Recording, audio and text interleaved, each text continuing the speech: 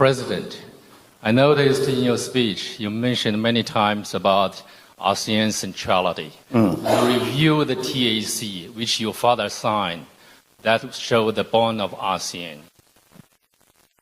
I think the ASEAN centrality is very important, but it's not, we cannot take it for granted. It comes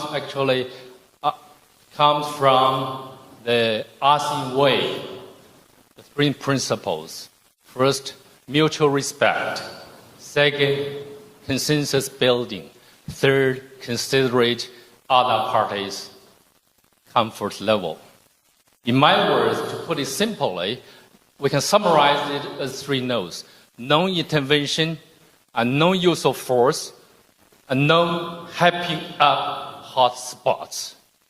Only because of these principles strictly followed by ASEAN members and other stakeholders that we have ensured the ASEAN and East Asia at large for a long-lasting peace since the end of the colonial rules in history. So we cherish a lot. I fully agree with you. I support the centrality of ASEAN. And even some professor like Cashion Makboni, he suggests ASEAN is deserved to award a Nobel Peace Prize. I agree with him. Thank you very much. I think your question is, do you agree with me? So President Marcos, yes, please. My question is, President, in the eyes of the international community, some of your Philippines behavior in recent times, it now sounds like you really consider other parties' comfort level, and there is a risk of ruining the regional long-earned, long-lasting peace since the end of the colonial history. What's your comments on that? Thank you very much. Well, I cannot imagine what you must be referring to if the reference or the allusion is to the Philippines somehow tearing apart what we have agreed on with in ASEAN in terms of ASEAN centrality. Quite the contrary. I think if you examine more closely the remarks that I just made, I precisely focus on ASEAN centrality, and that the principles that are laid down that are involved in the concept of ASEAN centrality are some things that we must use to guide us. And if we have been distracted in the past years or so, then it's time for us to return and remember, once again, what ASEAN was created for.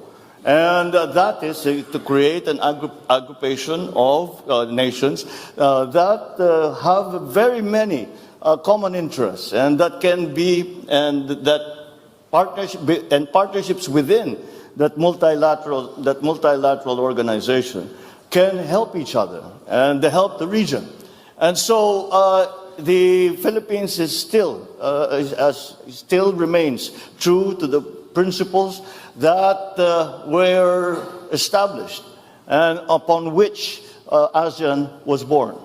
And I think, as I said, that many of these things we no longer speak of today, but we must, because they are as relevant today as they ever were, perhaps even more so, because the global situation is a great deal more complicated than it used to be before. I would even go far as to say there is no such thing as a regional issue any longer. We have all experienced the unexpected effects of the war in Ukraine, of the conflict in the Middle East, and all of these. And when we talk about the South China Sea, we have to also remember that the South China Sea is the passageway for half of the world trade. And therefore, the peace and stability of the South China Sea and the freedom of navigation of the South China Sea is a world issue. And that is what I am proposing. And I am saying that yes, it is a regional issue, but we must examine and be part of the discussion. We must include all parties in that discussion, because now it is not just ASEAN member states who are stakeholders. And it is quite easy to see that it is in fact the entire world that have become stakeholders in the peace and stability of our region. Dimitri Sevastopoulos from the Irish delegation of two people. Another small country. President Marcos, I'm going to ask you a very direct question, if you don't mind, which is, if Chinese Coast Guard water cannons killed a Filipino sailor, would that cross a red line? And then can you also give us a sense of what are the actions that would trigger a request from Manila to Washington to invoke the US-Philippines Mutual Defense Treaty? Thank you. And I will ask as the last question, Justin Bakisal. If you could stand, I know you sought the floor, and if a microphone were to come to you, you're right over there. Thank you. And the President will then answer both questions. Thank you. You're one of our young leaders from ASEAN, so please go ahead. Magandang gabi, Mr. President. Good evening, Mr. President. My question relates to your vision for the force posture of the Philippines by the end of your term. So the Philippines has always discussed that the defense of our national territory is primarily our responsibility under the unilateral defense plan. So what specific force packages are you eyeing particularly in the next coming years? And what exactly are we to expect after Horizon 3 of the AFP Modernization Program? Thank you. Thank you. It is what the gentleman is referring to, the Horizon 3 acquisition program, is the acquisition program that our Department of National Defense has just completed. Then we are presently in the process of finding suppliers for all the different requirements that we have to build up our capabilities in the armed forces of the Philippines, and that we are hoping that these acts are just a deterrence, and we, as they say, to work for peace, prepare for war, and it is an unfortunate truth. But and that is why we have undertaken this long-term. It has been going on for many years now. This long-term plan of increasing the capabilities of our military and our civilians, such as the Coast Guard in the Philippines. To go back to the first question, what would happen if there was an incident that ended up killing a Filipino serviceman, be they a Coast Guard or in the military and part of the Navy? Well, that would be that would certainly increase the level of response, and if by a willful act on a Filipino, not only serviceman, but even a Filipino citizen, if a Filipino citizen is killed by a willful act, that is, I think, very, very close to what we define as an act of war, and therefore we will respond accordingly. And our treaty partners, I believe, also hold that same standard for when the actions, with the joint action, will be undertaken in support of any such incident in the Philippines.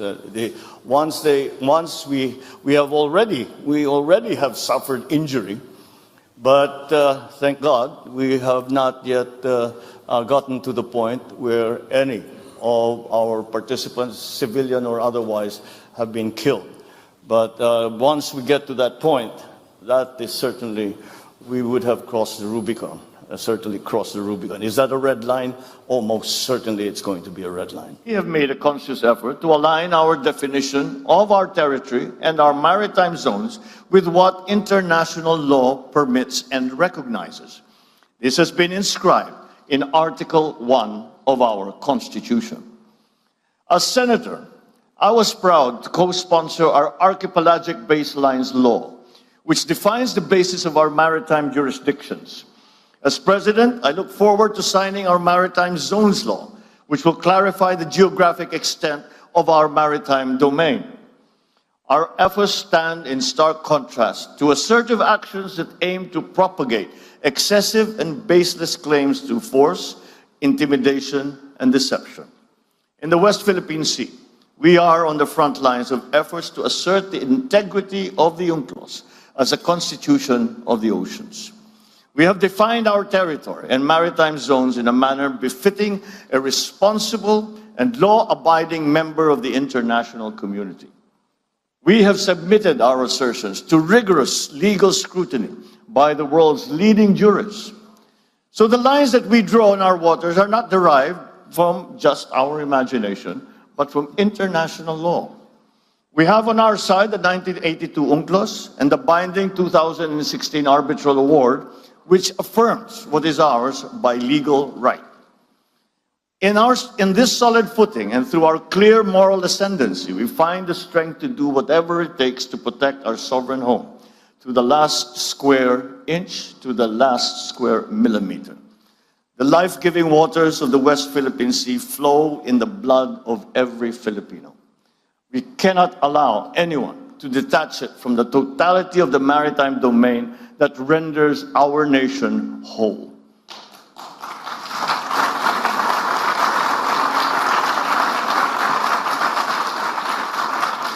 As President, I have sworn to this solemn commitment from the very first day that I took office. I do not intend to yield. Filipinos do not yield. Ladies and gentlemen, we are not only unyielding in protecting our patrimony, our rights, and our dignity as a proud and as a free country. We are also firm in our commitment to regional and global peace. We renew this commitment at this turbulent juncture of our history. I will repeat what I said at the United Nations almost 2 years ago. Amidst challenging global tides, an important ballast stabilizes our common vessel. Our open, inclusive, and rules-based international order is governed by international law and informed by the principles of equity and of justice.